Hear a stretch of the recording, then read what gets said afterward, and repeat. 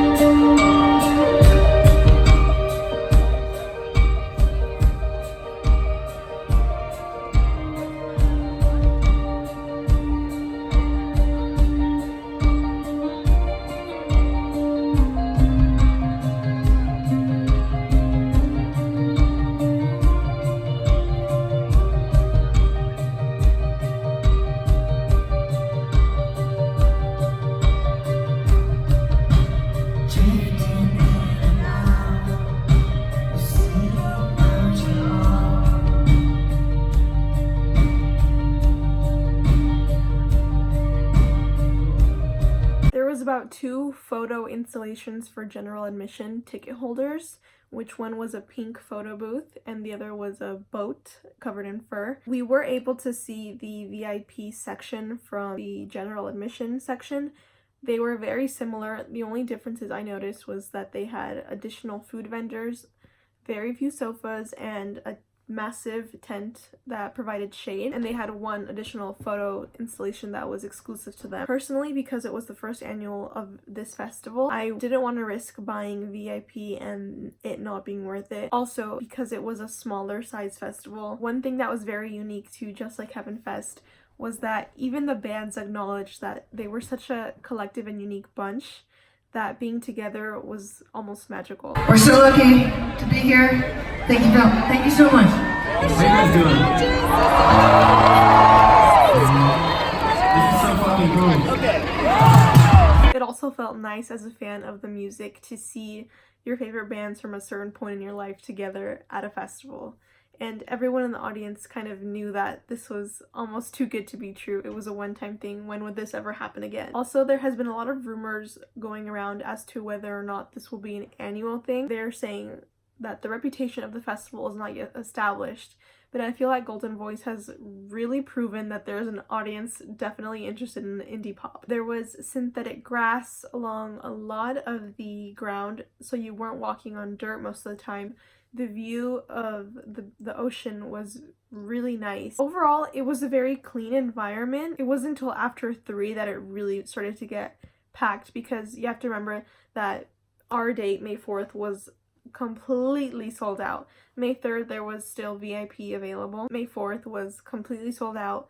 It was packed. Phoenix was the last band to perform. Their set started at 10. We decided to leave halfway through their performance because we knew that afterwards it would be madness. We did have to get on a shuttle to get dropped off once again where it had been picked up at the beginning of the day. The line was not crazy because Phoenix was, I think, one of the most anticipated acts of the day. They were placed last so that people could stay and the traffic could be a little bit alleviated. We waited to hop onto a shuttle to drop us back off for about half an hour.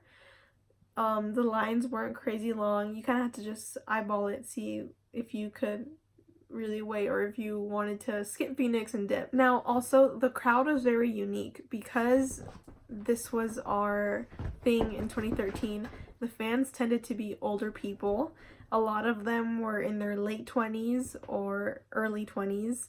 There was also quite a few toddlers and strollers toughening it up for their parents. Generally, everyone was kind and having a good time, enjoying the music, enjoying this great lineup. Overall, everyone seemed kind, calm. There was nobody running towards the photo installations, though there was quite a few long lines I saw. People were trying to get photos in this one particular tunnel that if you got there early enough like I did, you were able to get your picture, but after 12, you couldn't get a picture in that tunnel without causing some people to get a little angry for stopping traffic. I would definitely consider attending this festival again if it turned out to be an annual thing. I had a great time. It was a small, almost intimate sort of festival, well, as intimate as festivals can get. The lineup was ridiculous. It was awesome. The only thing I would have to say is get better vendors, and that's pretty much it. These bands are very unique and their audience is very unique.